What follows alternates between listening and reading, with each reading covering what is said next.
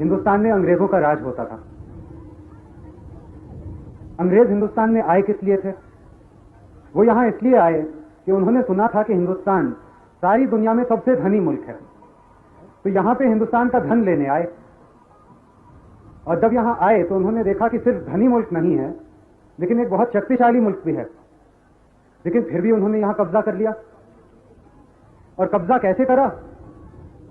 ऐसे करा कि उन्होंने ये देखा कि जितने हिंदुस्तानी यहां हैं सारे आपस में झगड़ते रहते हैं, और एक दूसरे को आपस में झगड़वा दिया और अपना कब्जा ले लिया। तो अभी हाल में हिंदुस्तान में कुछ ऐसी शक्तियां पैदा हो गई थी जो फिर से हमें आपस में झगड़ा करवाना चाहते थे।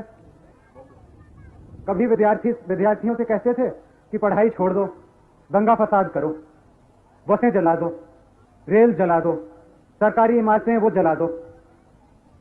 ये किस लिए कहते थे? कारखाने में जो मजदूर काम करते हैं उनसे कह देते थे कि स्ट्राइक करो, काम ना करो। अब पहले हमने देखा है कि जब दंगा फसाद होता है तो मुल्क का क्या नतीजा होता है। मुल्क का यह होता है कि हम कमजोर हो जाते हैं और बाहर वालों के नीचे दब जाते हैं। पिछले जून में यहां इमरजेंसी आ गई। जैसे ही इमरजेंसी आई, एकदम से हिंदुस्तान की पैदावार बढ़ गई।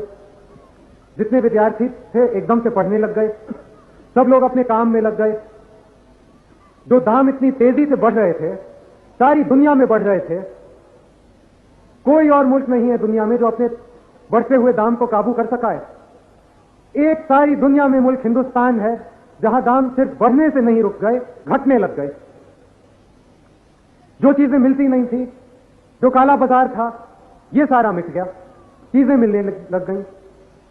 जो स्मगलिंग चलती थी वो रुक गई। हिंदुस्तान के आम जनता का तो बहुत फायदा हुआ है। हिंदुस्तान के जो मजदूर हैं उनका तो फायदा हो गया है। आखिरी कार्यक्रम जो हमने लिया है युवा कांग्रेस से, वो है सफाई का। सफाई के तो सब फायदे आप जानते ही हैं। बीमारियां कम फैलेंगी, हमारी रहन सहन अच्छी हो जाएगी। तो ये भी एक आंदोलन हमें तेजी से आगे बढ़ाना है, और ये सब हम अपने अपने गांव में कर सकते हैं।